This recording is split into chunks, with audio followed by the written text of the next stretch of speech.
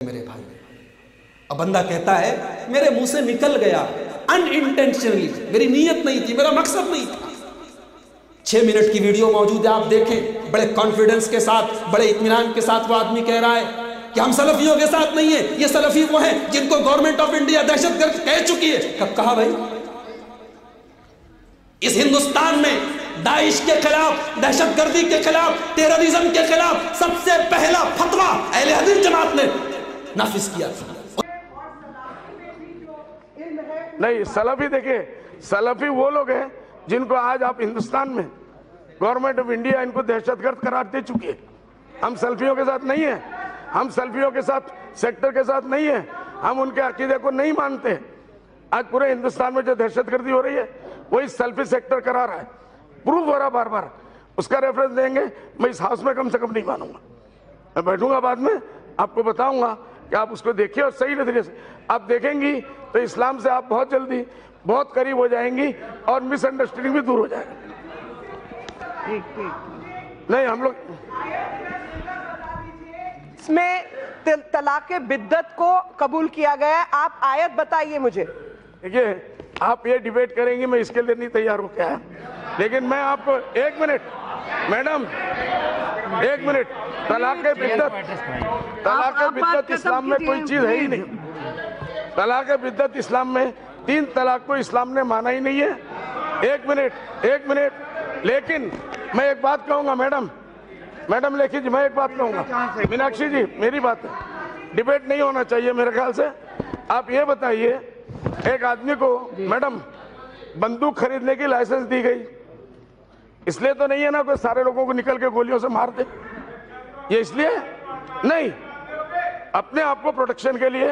اگر کوئی جان کا حملہ ہوتا ہے اس کا بھی قانون بنا ہوا ہے، قانون منتری جی زیادہ جانتے ہیں، تو اس کا مطلب یہ نہیں ہے کہ وہ باہر نکلے اور گولیاں مارتا پھرے لوگوں کو، اور گولیاں مار دی، اس نے 3 کو مار دیا، 7 کو مار دیا، تو آپ کہیں گے نہیں تو نے غیر قانونی کام کیا، اس لیے یہ مرے نہیں ہے۔ سامنے مرا پڑا بندہ، گاڑی میں آپ کو لائسنس دیا گیا، اس لیے کہ آپ لوگوں کی جان۔ اللہ تعالیٰ قرآن میں سورہ مائدہ کے اندر یہودیوں کے علماء کے بارے میں کہتا ہے کہ یہودیوں کے اوپر اللہ کا عذاب کیوں آیا؟ فرمایا لولا ينهاهم الربانيون والاحبار، ان کے علماء نے منع کیوں نہیں کیا؟ ان کے علماء کا کام تھا منع کرنا برائیوں سے، غلط کاموں سے، مگر انہوں نے منع نہیں کیا بلکہ غلط کاموں میں شامل ہو گئے۔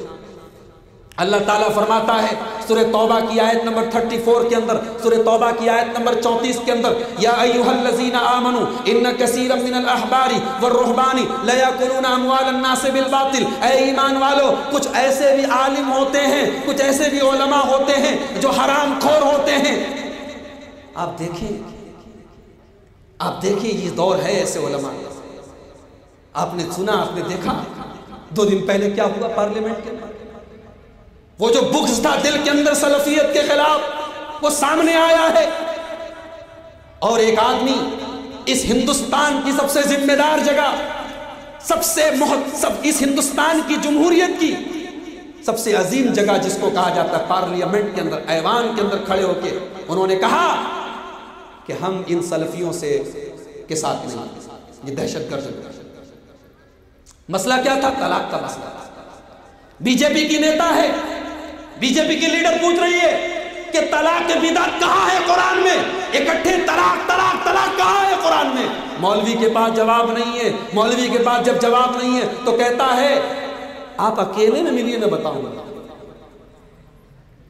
شرمانی چاہیے اگر حالات یہی رہے تو یہ قوم پھر کسی عالم کو سیاست میں ٹکٹ نہیں دے گی، پھر کسی عالم کو، کسی مولوی کو سیاست میں نیتا گیری میں آنے نہیں دے گی کہ یہ وہاں جا کے مسلک کھیلیں گے، وہاں جا کے سنی وہابی کریں گے۔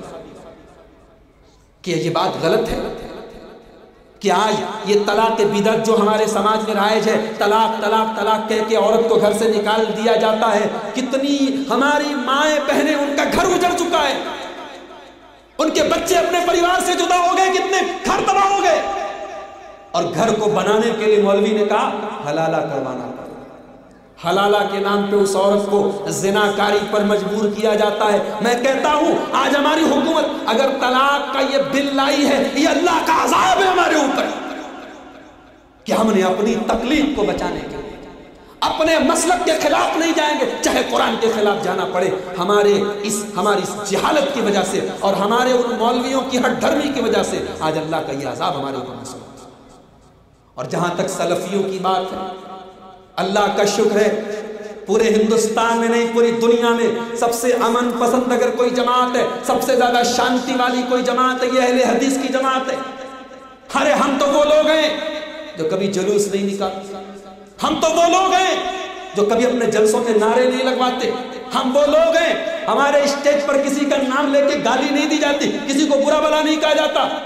ہم وہ لوگ ہیں کہ ہم تو پٹاخے تک نہیں چھوڑتے، ہماری عبادتیں پرسکون ہیں، ہماری مسجدیں پرسکون ہیں. ہمارے یہاں کوئی تہوار ایسا نہیں ہے جس پہ سڑک کو جام کیا جائے، جس پہ روڈ کو بلاک کیا جائے. یہ ہندوستان کی نہیں پوری دنیا کی سب سے امن پسند قوم ہے. اور یقیناً جو قرآن و حدیث پر عمل کرے گا، جو صحابہ کے منہج پر عمل کرے گا، وہ امن والا ہوگا. امن انہی کے لیے ہے الذین آمنوا ولم یلبسوا ایمانہم بظلم اولئک لہم الامن وہم مہتدون. اللہ فرماتا ہے امن والے وہی لوگ ہیں، شانتی والے وہی لوگ ہیں جو ایمان والے ہیں، جو توحید والے ہیں. آپ نے ان کو دہشت گرد کہا ہے. ارے آپ نے تو RSS کی اس بات میں مہر لگا دی. RSS کہتی ہے، مسلمانوں کے دشمن کہتے ہیں کہ ہر آتنکوادی مسلمان، ہر مسلمان آتنکوادی نہیں ہوتا، لیکن ہر آتنکوادی مسلمان ہوتا. آپ نے تو مہر لگا دی. افسوس ہے میرے بھائی. اب بندہ کہتا ہے میرے منہ سے نکل گیا ان انٹینشنلی، میری نیت نہیں تھی، میرا مقصد نہیں تھا. 6 منٹ کی ویڈیو موجود ہے، آپ دیکھیں. بڑے کانفیڈنس کے ساتھ، بڑے اطمینان کے ساتھ وہ آدمی کہہ رہا ہے کہ ہم سلفیوں کے ساتھ نہیں ہیں. یہ سلفی وہ ہیں جن کو گورنمنٹ آف انڈیا دہشت گرد کہہ چکی ہے. کب کہا بھائی؟ اس ہندوستان میں داعش کے خلاف، دہشت گردی کے خلاف، ٹیررزم کے خلاف سب سے پہلا فتویٰ اہل حدیث جماعت نے نافذ کیا تھا. ان کے خلاف سب سے پہلی کانفرنس اہل حدیث جماعت نے کی تھی. آج اس جماعت کو آپ دہشت گردی سے جوڑ رہے ہیں. یریدون لیطفئوا نور اللہ واللہ متم نورہ ولو کرہ الکافرون. قرآن کہتا ہے نور حق، شمع الہی کو بجھا سکتا ہے کون؟ یہ اللہ کا نور ہے، یہ رب کا قرآن ہے، یہ مصطفیٰ کا فرمان ہے، یہ صحابہ کا منہج ہے. انشاءاللہ جب تک سورج مشرق سے نکل رہا ہے، مغرب میں ڈوب رہا ہے، تا قیامت انشاءاللہ یہ منہج موجود رہے گا، یہ جماعت موجود رہے گی اور قرآن و حدیث پر انشاءاللہ چلنے والے موجود ہیں. یہ 10% ہو چاہے 2%، ان کی تعداد پہ نہ جانا.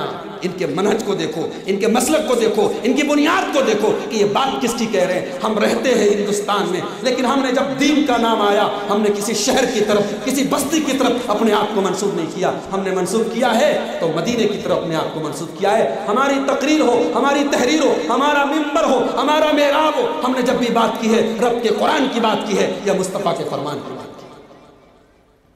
تو یہ 10 چیزیں جن سے سماج بگڑا ہے. بیماری میں نے بتا دی، علاج کیا ہے، دوا کیا ہے، سماج سدھرے گا کیسے. ٹائم زیادہ ہو گیا، 9:30 بج رہے ہیں. میں 5 چیزیں بیان کرتا ہوں آپ کے سامنے. 5 چیزیں ہیں، اگر ان کو اپنا لیں علاج انہی 5 چیزوں میں ہے انشاءاللہ. نمبر 1، اگر ہم چاہیں